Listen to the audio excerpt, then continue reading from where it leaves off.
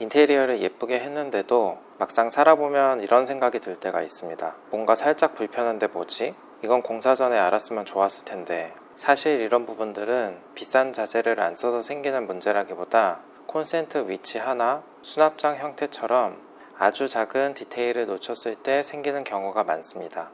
그리고 이런 디테일들은 업체가 무조건 알아서 챙겨준다고 생각하면 놓칠 수 있습니다. 인테리어의 기본 사양이라기보다는 공간의 특성과 생활 패턴에 따라 제한드리는 방향성이 달라지기 때문인데요. 그래서 공사 전에 내가 필요한 부분이 무엇인지 파악하고 어떤 부분을 미리 요청해야 하는지 체크해 보는 게 중요합니다.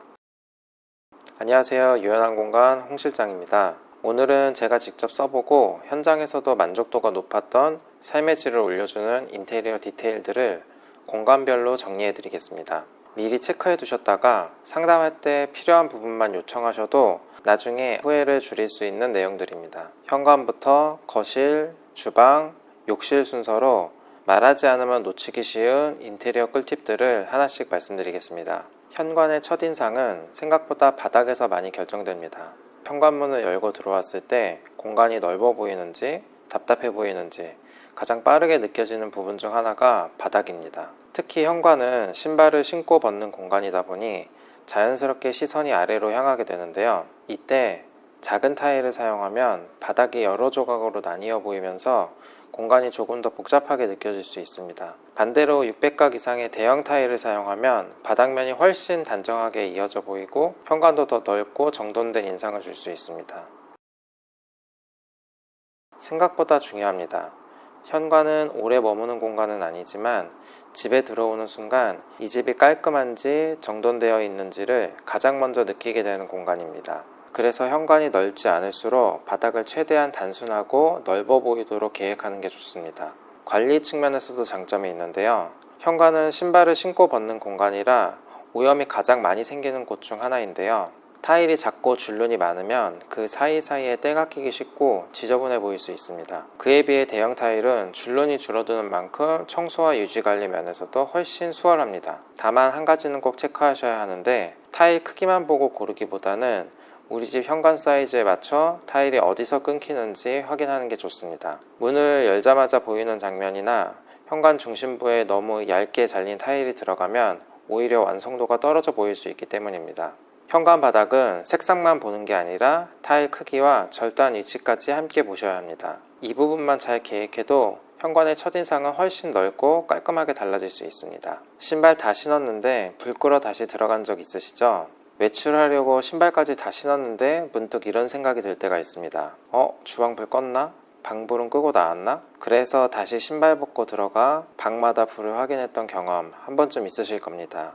별것 아닌 일 같지만 바쁜 아침에는 이런 작은 행동 하나가 생각보다 사람을 조급하게 만듭니다.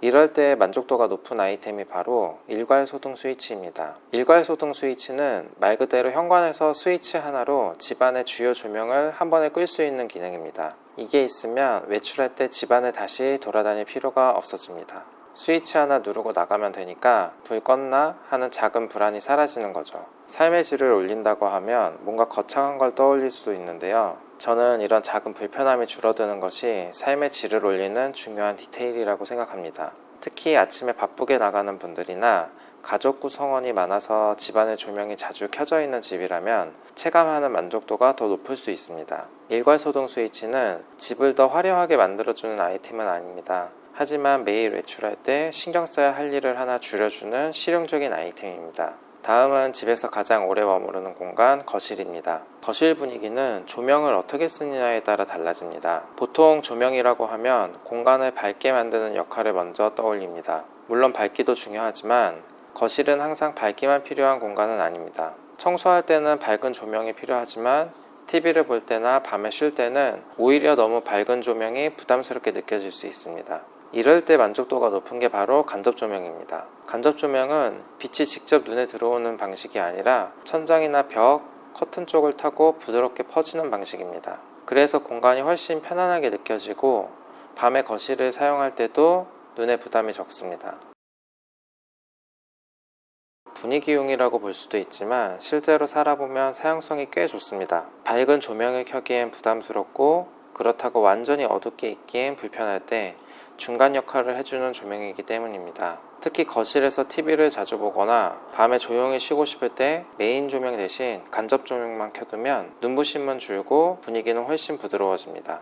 커튼 위쪽으로 빛이 은은하게 퍼지면 거실 전체가 훨씬 깊어 보일 수 있고 공간 분위기도 자연스럽게 부드러워집니다. 여기에 플로어 스탠드를 함께 사용하면 거실 무드가 훨씬 다채로워질 수 있습니다. 천정 조명 하나로 전체를 밝히는 게 아니라 간접 조명으로 기본 분위기를 만들고 스탠드 조명으로 필요한 부분에 빛을 더해주는 방식입니다. 이렇게 조명을 여러 방식으로 나눴으면 같은 거실도 시간대에 따라 다르게 사용할 수 있습니다. 다만 간접 조명은 무조건 많이 넣는다고 좋은 건 아닙니다. 어디에 빛이 퍼질지, 눈부심은 없는지, 커튼이나 벽면과 어떻게 어울릴지, 그리고 메인 조명과 따로 켜고 끌 수 있는지까지 같이 계획해야 합니다. 간접 조명은 단순히 분위기만 내는 조명이 아니라 거실에 머무는 시간을 조금 더 편안하게 만들어주는 디테일입니다. 커튼 여닫는 일은 별것 아닌 것 같지만 매일 반복되면 은근히 귀찮아집니다.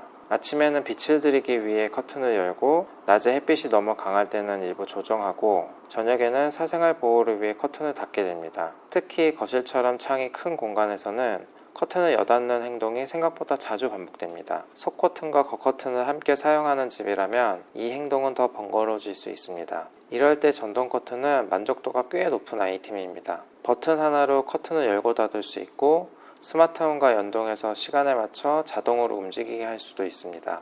아침에 자연스럽게 빛이 들어오고 저녁에는 손대지 않아도 커튼이 닫히는 식으로 생활 패턴에 맞춰 사용할 수 있는 거죠. 리모컨이나 일반 스위치 형태 등 사용 방식도 다양하기 때문에 생활 방식에 맞는 제품으로 선택하시면 됩니다. 다만 여기서 중요한 건 전동 커튼을 제품만 보는 게 아니라 공사 전에 전원선과 커튼박스 크기를 같이 봐야 한다는 점입니다. 이제 매일의 동선이 가장 크게 체감되는 주방으로 가보겠습니다. 콘센트 하나 때문에 주방 동선이 꼬일 수 있습니다. 주방은 생각보다 전기 제품을 많이 사용하는 공간입니다. 냉장고, 전기밥솥, 전자레인지, 믹서기, 토스터까지 집마다 사용하는 제품이 정말 다양합니다. 그런데 이 제품들을 어디에서 어떻게 사용할지 생각하지 않고 콘센트 위치를 대충 잡으면 실제로 생활할 때 동선이 불편해질 수 있습니다. 필요한 위치에 콘센트가 있지 못하면 멀티탭을 꺼내야 하는 상황이 생길 수도 있습니다. 또 조리대 위에 가전이 계속 올라와 있으면 실제로 음식을 준비할 공간이 줄어들게 됩니다. 물론 부족한 것보다는 여유 있는 게 좋습니다. 하지만 중요한 건 무조건 많이 넣는 것보다 필요한 위치에 정확히 계획하는 겁니다. 그래서 주방 콘센트는 어떤 가전을 어디에서 사용할지 공사 전에 한번 시뮬레이션 해보는 게 좋습니다. 밥솥은 어디에 둘지, 커피 머신은 매일 쓰는지, 에어프라이어는 상판 위에 둘지, 수납 안에 넣을지 이런 부분을 먼저 정리해 보셔야 합니다. 그래야 콘센트 위치가 실제 생활 동선에 맞게 계획됩니다. 그리고 메인 조리대에 콘센트를 설치하는 건 한 번 더 생각해 보셔야 합니다. 처음에는 편해 보일 수 있지만 조리 공간이 줄어들고 물이나 음식물이 튈 가능성도 있기 때문입니다. 가능하다면 측면이나 전면 혹은 가전이 실제로 놓일 위치에 맞춰 선을 길게 끌지 않아도 되는 방식으로 계획하는 게 좋습니다.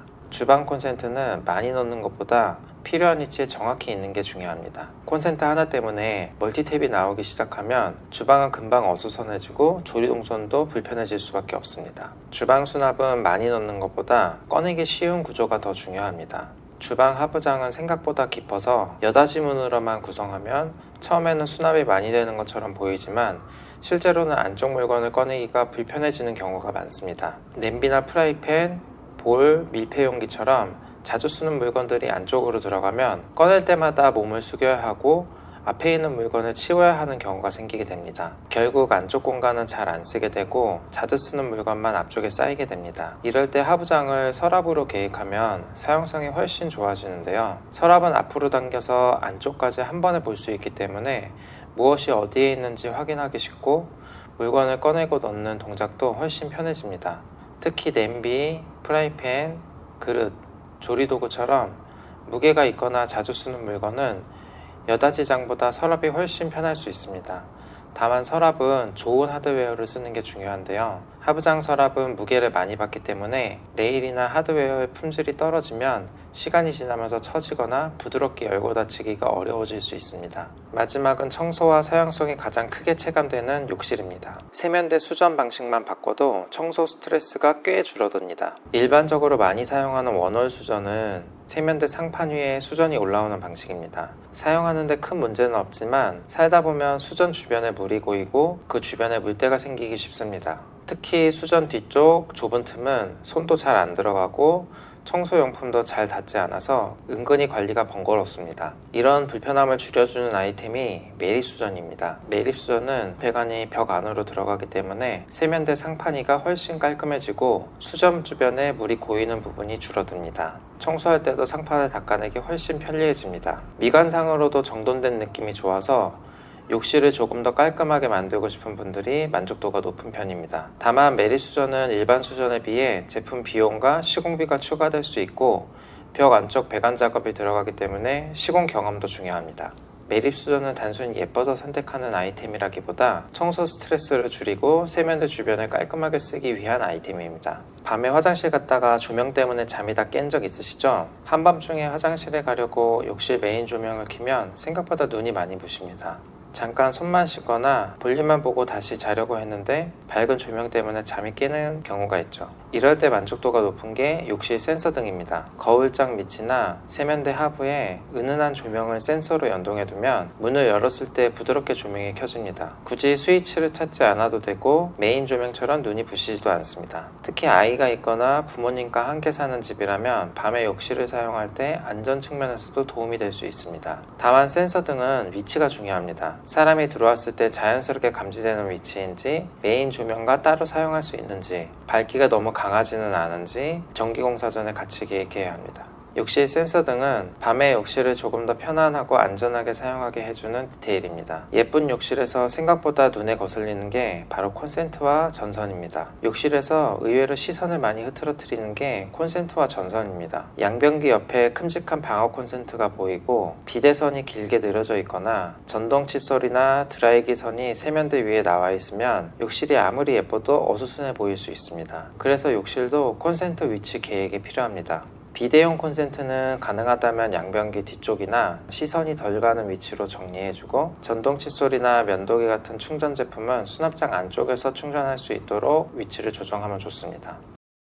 오늘 내용을 공간별로 짧게 정리하면 현관은 첫인상과 외출 편의, 거실은 분위기와 반복되는 행동, 주방은 동선과 수납, 욕실은 청소와 안전이 핵심입니다. 오늘 소개해드린 디테일들은 단순히 있어 보이기 위한 옵션이 아니라 실제로 살면서 매일 반복되는 작은 불편함을 줄여주고 공간을 조금 더 편하게 사용할 수 있게 해주는 생활 디테일에 가깝습니다. 집마다 구조도 다르고 생활 방식도 다르기 때문에 모든 항목이 우리 집에 꼭 필요한 건 아닐 수 있습니다. 중요한 건 우리 집에 필요한 부분이 무엇인지 공사 전에 미리 알고 체크하는 겁니다. 인테리어는 공사가 끝난 뒤에 이것도 해주세요 라고 말하면 생각보다 쉽게 바꾸기 어려운 부분들이 많습니다. 그래서 상담하실 때 오늘 말씀드린 내용들을 내 생활에 맞춰 한 번씩 체크해 보시면 좋겠습니다. 결국 중요한 건 비싼 걸 많이 넣는 게 아니라 우리 생활에 필요한 디테일을 놓치지 않는 것입니다. 작은 디테일 하나가 입주 후의 만족도를 꽤 크게 바꿀 수 있습니다. 오늘 내용 중 우리 집에도 적용할 수 있을지 궁금한 부분이 있다면 댓글로 남겨주세요. 제가 보고 답변 드릴 수 있도록 하겠습니다.